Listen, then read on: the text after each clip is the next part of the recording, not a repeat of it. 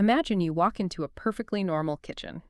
You're expecting to see someone chopping vegetables or maybe boiling some water, just standard everyday stuff. Right, the usual. Exactly. But instead, you walk in and see two guys trying to figure out if this massive 80-pound microwave from 1945 is going to, give them radiation poisoning. Oh, wow. Yeah, and this is right before they sit down to eat a donut made entirely out of pickled Alaskan sea kelp. As one does. Right. You'd think a scenario like that is just, I don't know, cheap internet clickbait, just two guys eating weird things for views. But looking at the massive, chaotic stack of source material we have today, it turns out it's actually a masterclass in human psychology. It really is. I mean, we are reviewing this totally fascinating collection of video transcripts from the hit internet show Good Mythical Morning. And on the surface, yes, it looks like a collision of the mundane and the absolute absurd. You're looking at a kitchen space that should be predictable, right? But it's been turned into a laboratory of chaos. Yet when you really dig into these transcripts, which cover everything from guessing the age of vintage vacuum cleaners to, foraging for deadly mushrooms, they reveal a surprising amount about us. Yeah, like how we process information. Exactly. Yeah. How we tie emotion to food, and honestly, how we navigate modern consumerism. Which is exactly our mission for this deep dive. We aren't just here to recap a bunch of wild videos. We want to extract the underlying brilliance of what makes this specific brand of entertainment tick. So, okay, let's unpack this. Let's start with how the show takes traditionally dry textbook subjects like history and geography and completely gamifies them. Yeah, they turn learning into these highly physical, sometimes genuinely painful guessing games. It's wild. For instance, in one transcript, the hosts are trying to chronologically order antique appliances. And I need you to picture the details here because they are just unbelievable. They drag out an 1869 manual vacuum cleaner. Right, 1869. 1869. It operates with this massive piston action that takes 2 full hands to pump. And after all that physical labor, it can barely suck up a single tiny piece of confetti. Which is such a stark reminder of how physically demanding domestic life used to be, Not to mention the 1922 electric blender they showcase. No, right. It's made of incredibly thick, heavy glass, which the hosts eagerly point out is from the glorious era before microplastics. Oh, the pre-microplastic era. We miss it. And then there's a bizarre 17th century porcelain bidet that is literally just a decorative basin with a hole in it. Just a hole. Yeah. The crown jewel is that 1945 microwave we mentioned earlier. It weighs 80 pounds. It looks like a military bank vault. And back in the day, it was literally priced by its weight. Incredible. And then the show tackles geography through a segment called State Sandwiches. Oh, these are rough. Yeah. So instead of memorizing state capitals, you, the audience, learn about Alaska through a sandwich made of fried bread, goose tips, which apparently taste exactly like chewing on a pine tree, and that kelp pickle shaped like a donut. Which just sounds awful. It's highly regionalized trivia turned into a culinary experiment, basically. Like, Wyoming is represented by this jarring combination of bean chili poured directly over a sweet cinnamon roll. Oh, why? Right. And it's paired with a slushy, a spiked frozen slushy. And then California is a sandwich featuring Hidden Valley Ranch, which was actually invented in California alongside Doritos and the state's official mushroom, the golden chanterelle. Okay, I have to stop you and push back on this because I don't buy that this is actually educational. Okay, go on. It's like hiding the educational broccoli inside a deep-fried trivia donut. Sure. If I eat a terrible pine needle sandwich, I'm not really learning Alaskan history. I'm just traumatizing my kiss buds. You're not wrong about the trauma. Right. So how is this not just cheap entertainment? Like, are you actually learning that Doritos were invented in California? Or is your brain only retaining the gross visual of ranch dressing smeared all over a golden mushroom? Well, that's a fair challenge. But if we connect this to the bigger picture, let's break down how humans actually evolved to retain information. Okay. For hundreds of thousands of years, we didn't learn by sitting quietly at a desk staring at a chalkboard, right? We learned through physical action, forwarding, and tactile stakes. Yeah, you had to interact with the world. Exactly. So when you tie an abstract, boring fact like the invention year of a blender or the state snack of Utah to a highly sensory, physical experience, you bypass the part of your brain that easily gets bored. You create what neurologists might call a visceral memory anchor. A visceral memory anchor. Okay, explain the mechanics of that. How does the kelp donut anchor the fact? So your hippocampus, which handles memory formulation, lights up when it encounters novel sensory input. If I just tell you California state mushroom is the golden chanterelle, your brain categorizes that as low-priority text. In one ear, out the other. Exactly. But if you watch someone aggressively crunch into a Dorito-crusted chanterelle dripping in ranch, your brain's record button gets stuck in the on position because the sensory input is so unusual. Oh, I see. The cognitive dissonance, or more accurately, the severe sensory mismatch, forces the brain to pay attention. Yeah. You might forget a date on a test, but you don't forget the smell of a 19th century vacuum or the absolute confusion of eating chili on a cinnamon roll. The brain paying attention to severe sensory mismatch is like the perfect way to understand our next major theme. Because here's where it gets really interesting. Let's hear it. The show completely shatters our fundamental expectations of what food should be. They turn the kitchen into a laboratory of absolute deception. We have to talk about the Inception fast food segment. Oh, that one is a trip? The culinary team goes to absurd lengths to hide entire fast food items inside completely different dishes. The level of food engineering involved here is astounding. I mean, in one transcript, they disguise an entire Taco Bell Crunchwrap Supreme inside a bowl of chili. Wait, how do you even do that? Well, to pull it off, they deep-fried tortilla strips to perfectly mimic the texture of hearty chili potatoes. Yeah. And they used Taco Bell fire sauce for the heat profile. Yeah. Visually, your eyes are telling you it's a rustic bowl of chili. But chemically, on your tongue, it is unequivocally a Crunchwrap. It's a culinary Trojan horse. That is wild. They also hid a Starbucks caramel frappuccino inside a piece of French toast. Right? And a Denny's Grand Slam breakfast inside a traditional burger. They used toasted pancakes cooked in syrup and butter as the burger bun. Then they literally hid chopped up breakfast sausage inside the beef patty itself. It's genius, really. It is. But if that culinary deception isn't wild enough, we have the corporate brand collaborations and the nightmare restaurant orders. Right, the extremes of flavor engineering, like creating Pringles that are flavored to taste exactly like Miller Lite beer-braised steak. Gross. Or the highly unsettling segment where they manually injected a regular breakfast sausage with Dr. Pepper using a perfume atomizer, which just feels like an outright crime against breakfast. I mean, come on. But the nightmare orders take this concept to a deeply uncomfortable level. Oh, for sure. In one video, they force a professional chef to make a sub-sandwich consisting of 0 meat, just 24 solid blocks of cold cheese, and a river of mustard. A river. A river of mustard. Then they cake an entire beautifully plated, high-end steak dinner. We're talking perfectly cooked meat, roasted vegetables, artisanal mashed potatoes, and blend it all into a gray mayonnaise-like glop, just because a theoretical customer demanded it. Yeah, that was tough to read.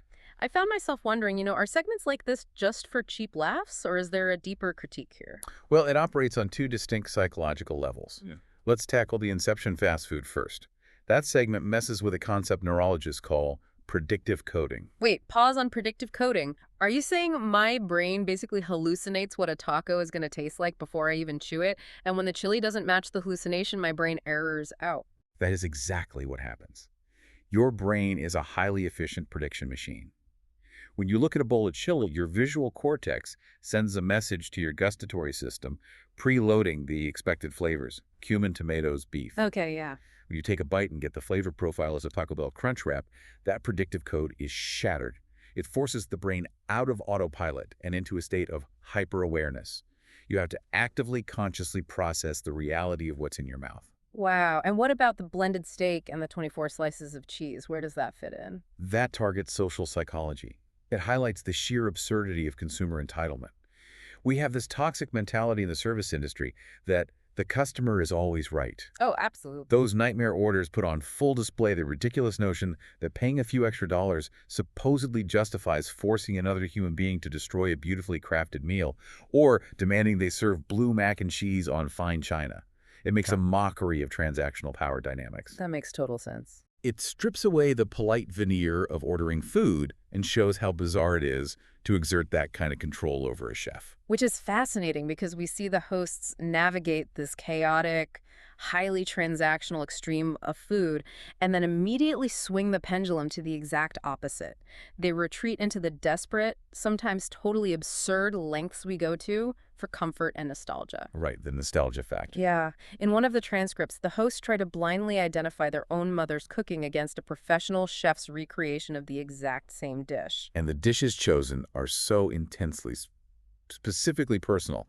We aren't talking about generic mac and cheese. No, no. We're talking about sweet rice with plump raisins, Cuban black beans, and rice that requires sifting through the dry beans by hand to find stones, and a highly nostalgic country-style cubed steak, battered and fried, served with onions and gravy. You can practically feel the childhood memories wafting off the transcript. Yeah. They also did a massive marathon where they ranked 40 different flavors of Campbell's condensed soup. That was a long one. Oh, yeah.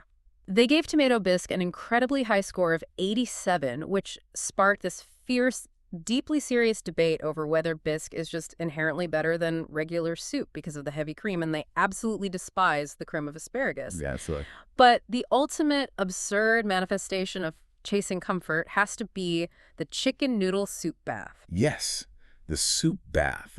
The hosts literally fill an entire bathtub with 95-degree chicken broth, dump in bucketfuls of cooked noodles, add floating celery, and toss in massive chunks of chicken. Including a whole fully raw chicken they affectionately name Bob that just bobs in the murky water right next to them. Just bobbing away. I read that transcript and thought, this is like a sensory deprivation tank built entirely out of sick day childhood memories. That's a great way to put it. But at what point does chasing nostalgia stop being charming and become a full-blown psychological regression? I mean, to you listening, is it really comforting to sit in a tub of tepid, greasy broth next to a raw chicken named Bob? Well, the visual of sitting with a raw chicken is comedy for sure, but what's fascinating here is the drive behind it.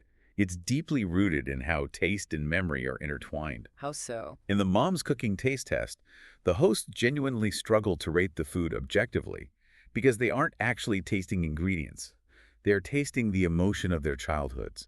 Right. They're looking for the specific, familiar saltiness or the exact, imperfect size of an onion cut that signals safety and home to their nervous system. So it's not about the culinary execution at all. It's about the emotional baseline. Precisely.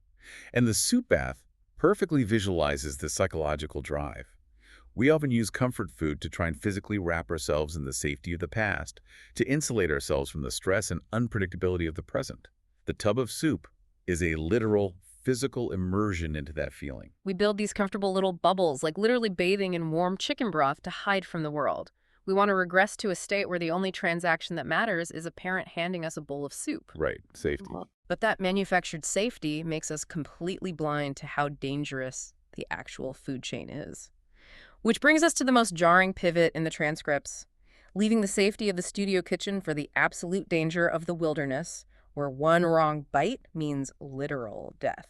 The foraging segment with expert Jess Starwood. This is where the manufactured stakes of a game show stop and biological reality takes over. This part stressed me out. Yeah, they go out into the woods and encounter the death cap and the destroying angel. These are entirely white, very innocent-looking mushrooms that happen to be the deadliest in the world. And the mechanism of how they kill you is terrifying. Yeah. If you eat even half a cap, it causes total organ failure. Yeah. But not immediately. It happens a day or two after a deceptive period where you feel like you've completely recovered from what you thought was just mild food poisoning. The mushroom tricks your body into thinking you're fine, and then your liver just permanently shuts down. It's ruthless. Yeah. They also find poison hemlock, the exact same plant that famously killed the philosopher Socrates. And the danger of hemlock is its camouflage. It looks terrifyingly similar to an edible bush herbal, but if ingested, it paralyzes you from the feet up. And the worst part, you remain entirely conscious as the paralysis travels up your body until you suffocate. That is nightmare fuel. Yeah. They also casually point out deadly purple larkspur flowers, poison oak, and stinging nettle, which literally has to be boiled to destroy these tiny hypodermic-like needles before you can even think about putting it in your mouth. Right. And what do the hosts do with all this lethal vegetation? They construct a literal death talker. Of course they do. They use a poison oak leaf as a tortilla, chop up the deadly white mushrooms, add the hemlock, and garnish it with those beautiful purple larkspur flowers. It creates a dish that looks like high-end, visually stunning cuisine, but is entirely lethal. Completely lethal. I was utterly baffled reading this. Why do we want to watch internet comedians handle things that could melt their kidneys? It's like riding a roller coaster, right? We want the thrill of death in a highly controlled environment. But, and I have to push back here, a death cap mushroom isn't a controlled environment. It's just a tiny white umbrella of doom growing in the dirt. It is a tiny umbrella of doom, I'll give you that. Yeah. But our fascination with it speaks to our modern extreme disconnect from nature. Imagine your own kitchen again. Okay. We are so used to incredibly safe, pre-packaged, barcode-scanned grocery store food that we completely forget nature is an active, hostile battlefield. Nature uses deception constantly to survive. Safe-looking white mushrooms that shut down your organs, or hemlock that mimics harmless parsley. It's sneaky. By bringing these lethal elements onto a screen and building a death taco, the show forces the audience to reconnect with our dormant primal survival instincts. It's a shocking reminder that for most of human history, eating wasn't a leisure activity, it was a high-stakes gamble. Wow, so we survived the literal wilderness, dodging hemlock and death caps, relying on these deep-seated evolutionary survival skills, only to return to modern civilization, where we apparently waste all of those hard-earned instincts on bizarre consumer hacks and trivialized technology. The contrast is completely jarring. Moving from life-or-death foraging directly into the gamification of corporate freebies highlights how misdirected our energy has become. So what does this all mean? It's wild. Let's look at the sheer effort required for these free food hacks they try out. Oh, the plant-based ham. Yes. To get a $5.40 pack of plant-based ham, which, by the way, the host accurately described as looking exactly like crumpled pantyhose, you have to download a specific third-party app, drive 36 minutes out of your way to a high-end grocery store like Erewhon, physically find and buy the item, and then submit a photo of your receipt to wait for a digital rebate. All for fake ham. Or, even worse, to get a free $3 Mountain Dew Baja Blast Tropical Lime at a CVS, you have to monitor Major League Baseball statistics, waiting for a player to hit a home run over 420 feet, connect a digital wallet to a promotional site, enable push notifications on your phone, and then rush to the physical store within a strict 12-hour window. It's exhausting just hearing it. It's madness. Imagine you are spending 46 minutes of your life driving around for fake ham. You'd question your life choices. It feels like a modern-day vision quest, except instead of spiritual enlightenment, you just get a tropical lime sugar rush. Isn't this just the digital generation's version of extreme couponing? Well, this raises an important question.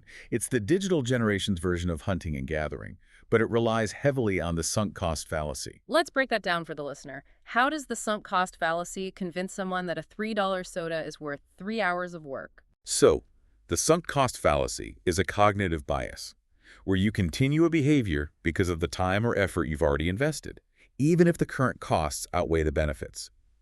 Corporations understand this perfectly. They purposefully gamify commerce. Ah, I see. If they just handed you a free soda, you wouldn't care. But if they make you track baseball stats, download an app, and race a 12-hour clock, your brain registers the effort as a competition. Right, you want to win. Exactly.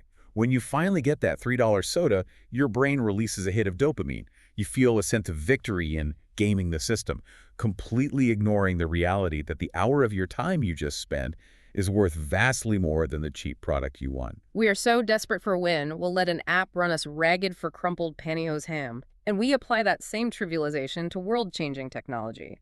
In another segment from the transcripts, the hosts play a game where they have to guess what a 3D printer is currently making. Right, 3D printing. Think about 3D printing. This is a miraculous machine capable of printing vital, custom medical supplies or highly engineered aerospace parts. And what are they using it to print in the studio?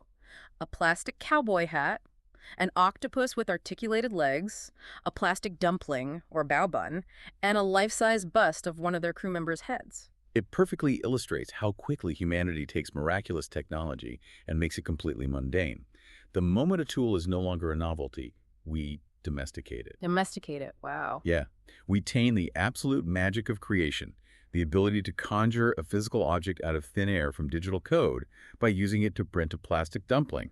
We take the extraordinary and immediately bend it to serve our desire for fleeting, low-stakes amusement.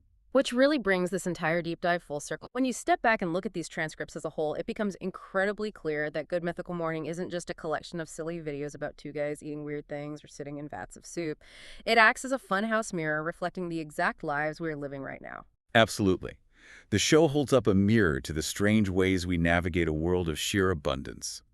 It reflects our complex relationship with the endless stream of information, the incredibly heavy emotional weight we place on childhood nostalgia, our total, terrifying disconnect from the lethal realities of the natural world, and the absolute absurdity of how we interact with digital consumerism. We use play and absurdity to process everything from the history of vacuum cleaners to our own primal fears of death by mushroom. And I think that leaves us with the final fascinating question to mull over. Let's hear it. We've all heard the phrase, "you are what you eat." But increasingly, in the digital age, we are what we watch. If our daily digital diet constantly consists of hyper-stimulating content, deep-fried fast food inception, poisonous death tacos, and gamified hunts for free soda, what does that do to our psychology over time? That's the real question. Are we quietly training our brains to constantly crave shocking, chaotic novelty over genuine substance in all areas of our lives? I mean, if the sensory mismatch becomes the only way we pay attention, the mundane reality of regular life might start to feel unbearable. It's definitely something to think about the next time you step into your perfectly normal kitchen. Couldn't agree more. Thanks for joining us on this deep dive. Take a little closer look at the media you consume every day, and we'll catch you next time.